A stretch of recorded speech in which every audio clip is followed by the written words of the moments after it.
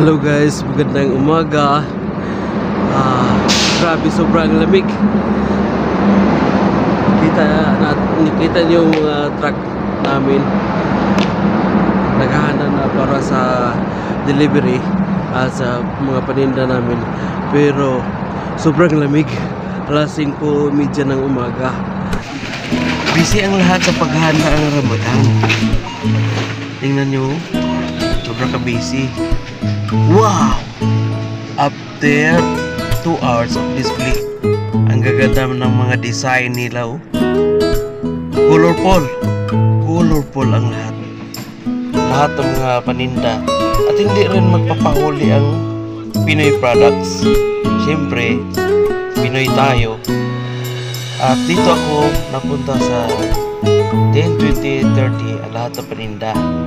Ito naman ay lahat ay klaseng tsa. At siyempre, of course, yung paninda ko, ito mga kabungad. Yun. Mapi hadabiris. Kulo parola. Bye. Mapi biri. Kulo parola. Mapi masbot. Halay sticker berry. Sticker berry. Bastarte parola. Barakat.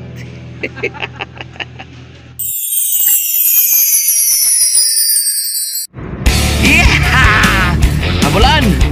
Habulan kami sa delivery rider ng mga online order ng mga products.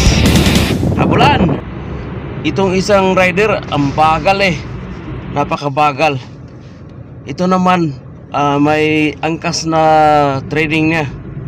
Habulan kami na itong isa, andito kami pupunta sa hospital. Yung hospital na ito ay bagong itinayo. Napakatayog nito.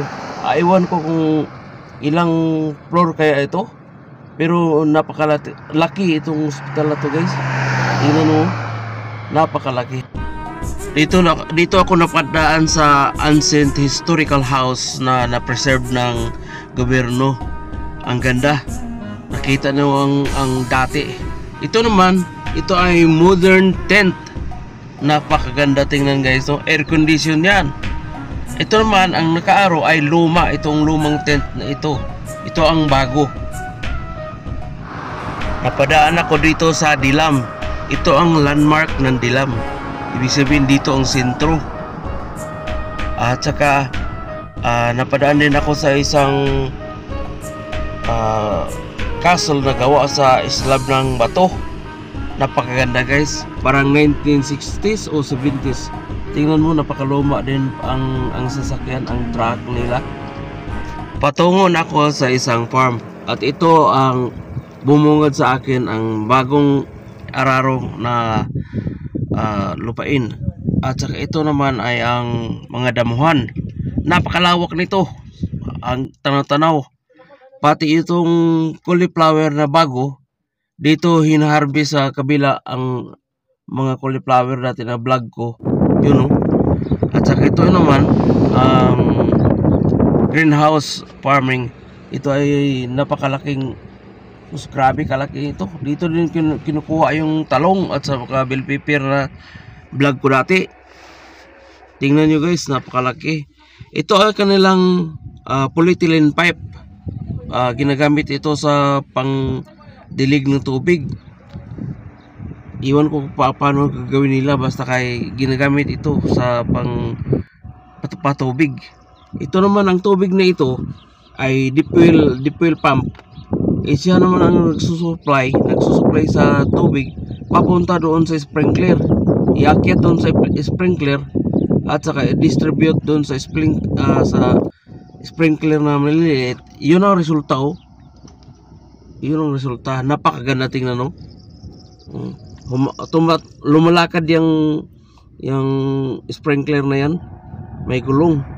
Ito naman, napakaganda. Akala mo palay, pero damo yan. Grabe guys, sobrang laki, oh. Ang breeder, 3, sobrang laki.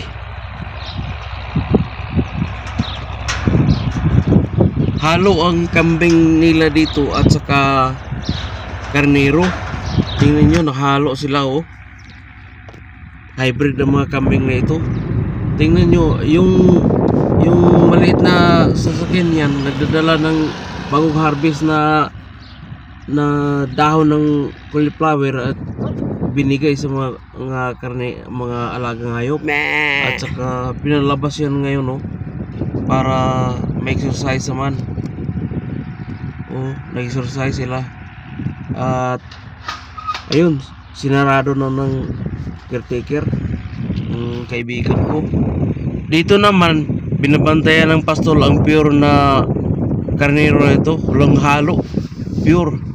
At saka dito rin ang lugar na pinagharbisan ng cauliflower. Yung mga dahon pinapakain ng mga karnero. Tingnan mo, kalasukol ba rin ejihin na dawer. Philippine Mafia sim.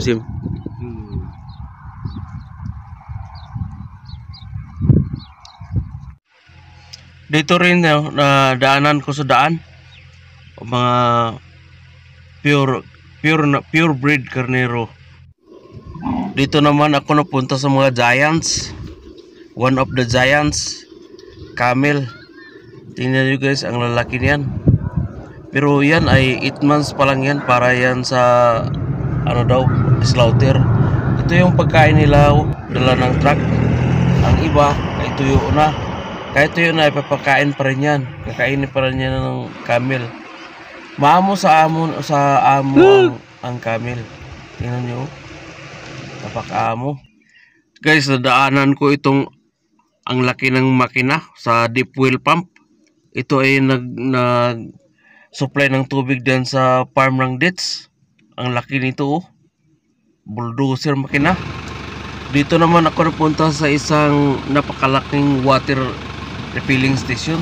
Truck talagang ginamit. Meron silang purified water, desalinated water at mineral water. Grabe guys, napakalaki nito. Truck trailer pa ang gamit ng iba, oh. Yan ay supply ng tubig para sa kabahayan dito. Isang trailer siguro ang karga siguro ay para sa isang bahay. Alam mo, laki ng mga bahay dito. Grabe guys, napaganda ng Pilipinas. Oy, puro na, umapaw na. Grabe.